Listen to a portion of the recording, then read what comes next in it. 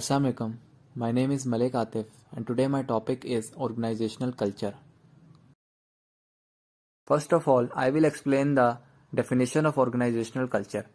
So organizational culture indicates an organization's expectations, experiences, philosophy as well as the values that guide member behavior and is expressed in members' self-image, inner working, interactions with the outside world and future expectation. So with the help of organization culture definition, we can say that किसी भी organisation का organization culture जो होता है वो कुछ चीज़ों का सम होता है, जैसा कि उसके एक्सपीरियंसेस, उसके फिलॉसफी, उसके एक्सपेक्टेशंस से मुराद यहाँ पर वो एक्सपेक्टेशंस हैं जो कि किसी भी ऑर्गेनाइजेशन की अपने एम्प्लॉय से होंगे और उसके एक्सपीरियंसेस हो सकते हैं जो कि उसके पास्ट में हो चुके हैं.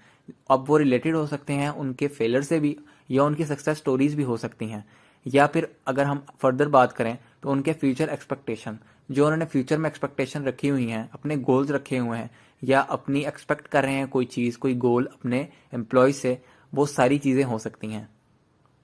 Culture also includes the organisation vision, values, norms, system, symbols, language, assumption, believes and habits. ये वो सब चीज़ें हैं जो कि किसी एक ऑर्गेनाइजेशन को दूसरी ऑर्गेनाइजेशन से अलग दिखाती हैं. So the next topic is importance of organizational culture. The culture decide the way employees interact at their workplace. किसी भी ऑर्गेनाइजेशन का कल्चर ये डिसाइड करेगा कि वहाँ के एम्प्लॉयज़ जो हैं वो आपस में कैसे काम कर रहे हैं और कैसे इंटरेक्ट कर रहे हैं एक दूसरे के साथ उस काम को पूरा करने के लिए. The culture of the work place also goes a long way in promoting the healthy competition at the work place. किसी भी ऑर्गेनाइजेशन में जो ऑर्गेनाइजेशनल कल्चर होगा वो प्रमोट करेगा एक हेल्थी कंपटीशन अगर उस ऑर्गेनाइजेशन का कल्चर पॉजिटिव है. The work culture goes a long way in creating the brand image of the organisation. किसी भी ऑर्गेनाइजेशन का ऑर्गेनाइजेशन कल्चर जो है वो उसकी ब्रांड इमेज को प्रमोट करेगा, उसकी ब्रांड इमेज को क्रिएट करेगा, क्योंकि हर ऑर्गेनाइजेशन का कल्चर अलग होगा. सो उसकी वजह से उसका ब्रांड इमेज एक अलग बनेगा, उसकी क्रिएशन में उसकी हेल्प होगी. The organization culture brings all the employees on a common platform. जो ऑर्गेनाइजेशन कल्चर होगा वो तमाम एम्प्लॉयज़ को एक कॉमन प्लेटफॉर्म पे लेकर आएगा. सभी के लिए एक ही जैसे रूल्स होंगे जिनको उनको फॉलो करना होगा. The culture of organisation promotes the healthy relationship amongst the employees. जब किसी भी ऑर्गेनाइजेशन का कल्चर हेल्दी होगा, पॉजिटिव होगा, तो उसकी वजह से जो रिलेशनशिप होंगे एम्प्लॉयज़ के आपस में वो बेहतर होंगे, उनके काम करने का तरीका और उनके टीम वर्क जो होगा वो इम्प्रूव होगा. Also the organisation culture enhance the mutual trust and cooperation. Organisation culture enhance करेगा एम्प्लॉयज़ के दरमियान का ट्रस्ट एंड उनकी कोऑपरेशन को, साथ मिलकर काम करने के तरीके को मजीद बेहतर बनाएगा. The next topic is characteristic of organisational culture. Number 1, innovation. Companies with culture that place a high value on innovation encourage their employees to take risk and innovate in the performance of their jobs. So number 1 पे ये उन companies की characteristic है जो कि ज़्यादातर जोर देती हैं अपने एम्प्लॉयज़ को इनकरेज करने पे कि वो इनोवेट करें अपनी परफॉर्मेंस में, अपनी जॉब की परफॉर्मेंस में इनोवेट करें. Attention to detail.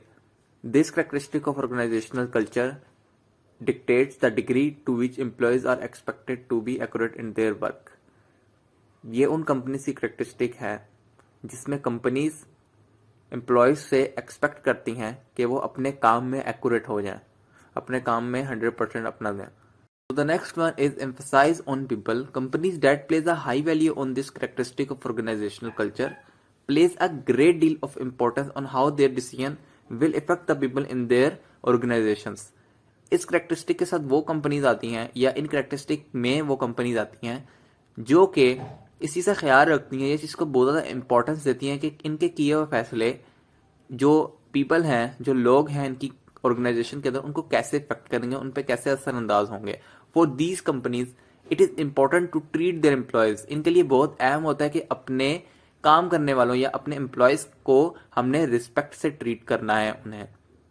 Next one is teamwork. Companies that organize work activities around teams instead of individual plays a high value on this characteristic of the organizational culture। ये और organizations का culture होता है जो कि team work को ज़्यादा promote करते हैं और इंडिविजुअल वर्क को नहीं करते इतना, लेकिन टीम वर्क एक्टिविटीज़ को ज़्यादा ऑर्गेनाइज करवाते हैं।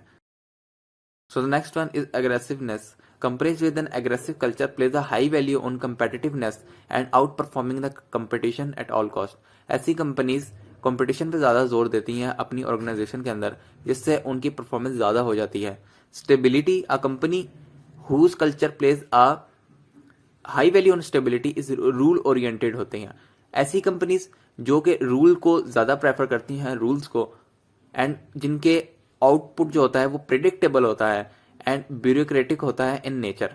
These type of companies typically provide consistent and predictable level of output. इनका जो आउटपुट होता है वो लेवल प्रिडिक्टेबल होता है और कंसिस्टेंट होता है, यानी कि एक जैसा होता है।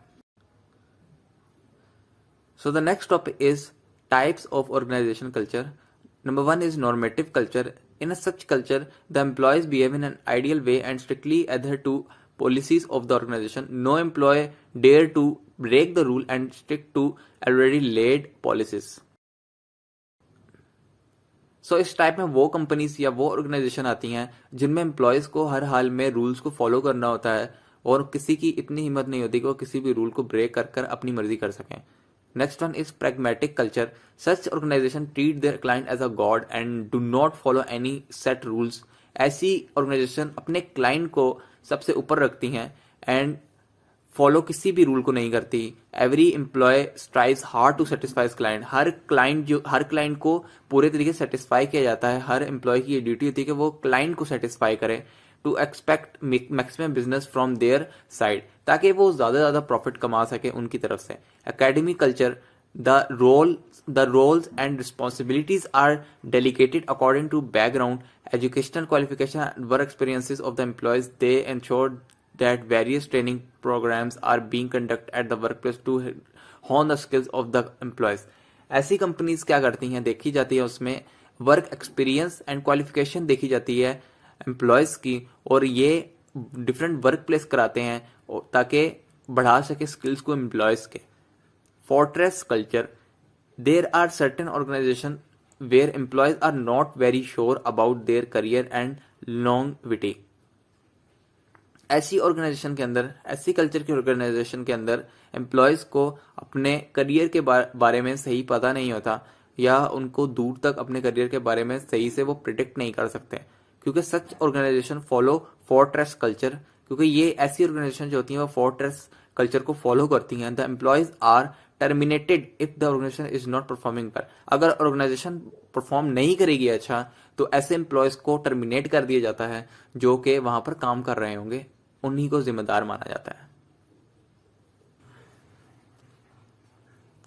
So the next topic is how to create positive organizational culture. Number 1 is smart hiring. According to Jim Collins in his book Good to Great, getting the right people on the bus is important.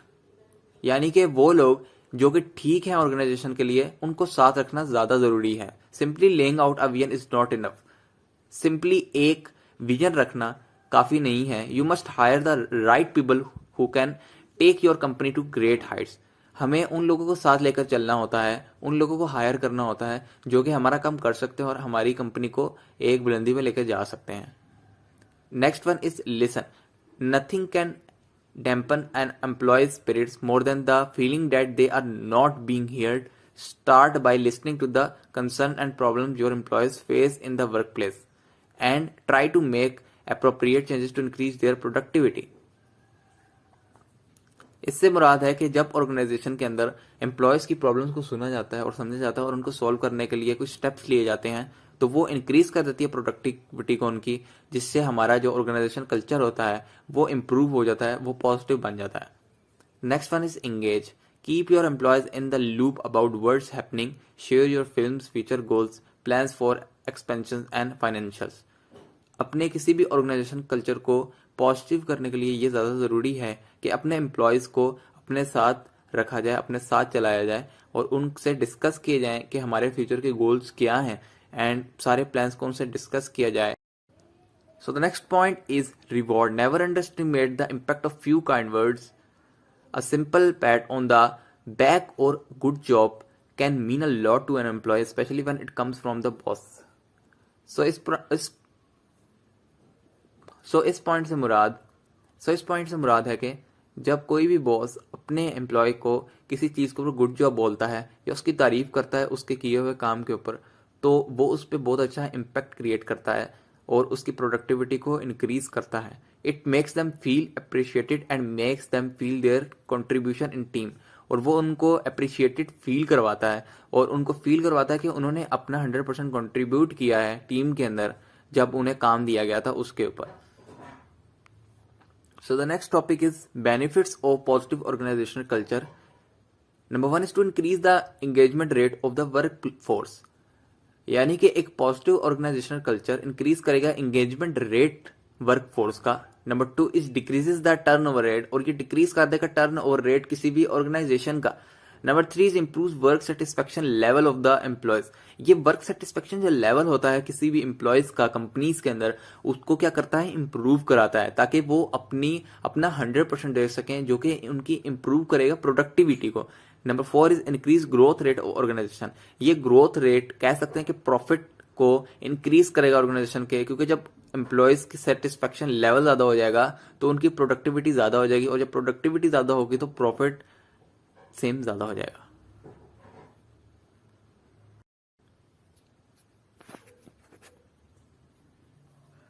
Now the next topic is best example of positive organizational culture.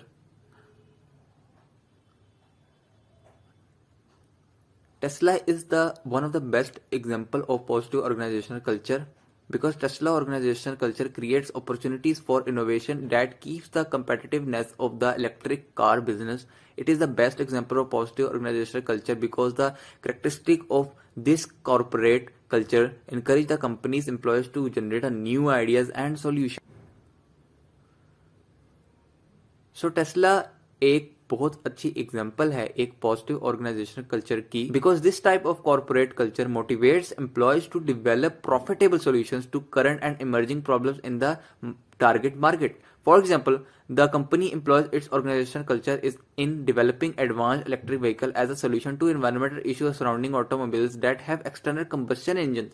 The company ability to keep introducing advanced electric vehicle reflects the benefits of its corporate culture. So the next one is conclusion.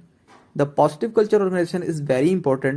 It plays a large role to communicate and promote the organization vision with others, increase the productivity of employees, their relationships, trust and cooperation, and also help in creating a good image of the organization.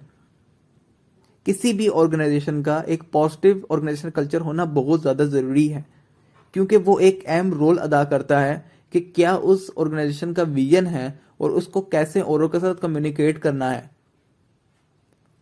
अगर उस vision को communicate किया जाएगा, जिस तरीके से communicate किया जाएगा औरों के साथ, तभी उसके एम्प्लॉयज उस विजन को समझ सकेंगे और इस हिसाब से अपना 100% दे सकेंगे, अपने काम कर सकेंगे, अपनी रिस्पॉन्सिबिलिटीज को पूरा कर सकेंगे.